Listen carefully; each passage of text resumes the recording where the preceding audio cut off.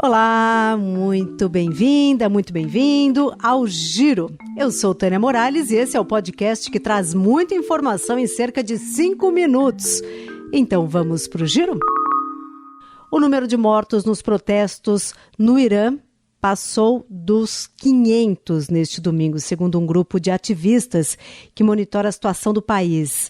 Enquanto ONGs denunciam um massacre contra os manifestantes, a polícia do regime Khamenei disse que escalou a sua resposta aos protestos. O regime iraniano cortou a internet, o que dificulta o acesso a informações sobre os conflitos no país. O destaque sobre o Irã é da Juliana Prado.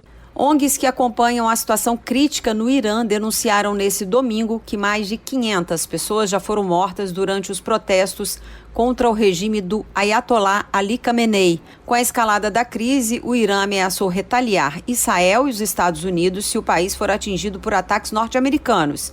Os atos contra o governo iraniano começaram por causa do alto custo de vida, com a disparada da inflação, mas escalaram para um protesto coletivo pela queda de Khamenei, que tomaram conta de todo o país. Ainda no noticiário internacional, o presidente dos Estados Unidos, Donald Trump, disse neste domingo, por meio da sua rede social, que Cuba não terá mais acesso ao petróleo ou ao dinheiro da Venezuela. Trump ainda enfatizou que Cuba deve fazer um acordo antes que seja tarde. Os ventos fortes que atingiram o sul do país provocaram muitos estragos. Em Curitiba, o destaque de Bruno de Oliveira. Pelo menos 1.200 pessoas foram afetadas pelo tornado que atingiu São José dos Pinhais, na região metropolitana, na tarde de sábado.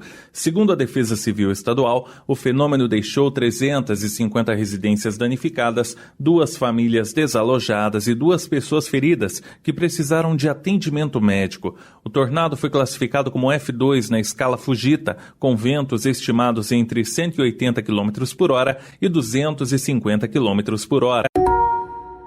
O repórter Felipe Igreja traz agora informações sobre as articulações no Congresso com o fim do recesso parlamentar. A articulação política do governo já começa o ano pressionada. Na volta do recesso, Câmara precisa aprovar a MP do Gás do Povo, uma das principais apostas do governo para o ano eleitoral. Além disso, deputados e senadores devem analisar 70 vetos presidenciais, entre eles o do PL da dosimetria e o que barra o aumento no número de deputados. Nós vamos ao intervalo e voltamos com o Giro.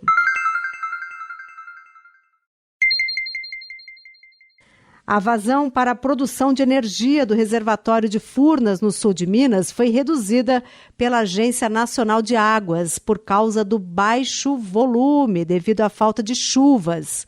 Débora Costa.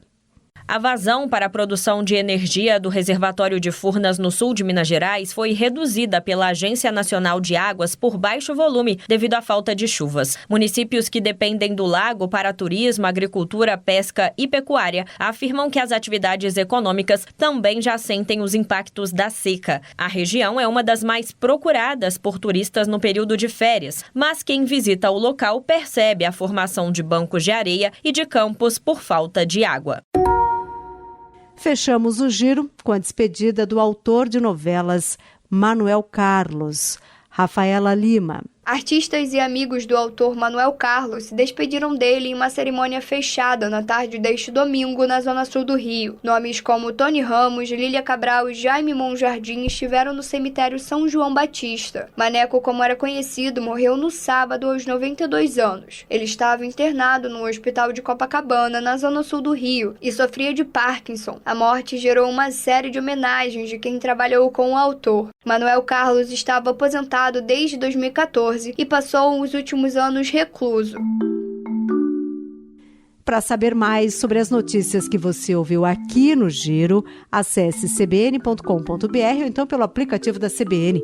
Por lá tem as reportagens completas e a análise do nosso time de comentaristas. Até o próximo Giro.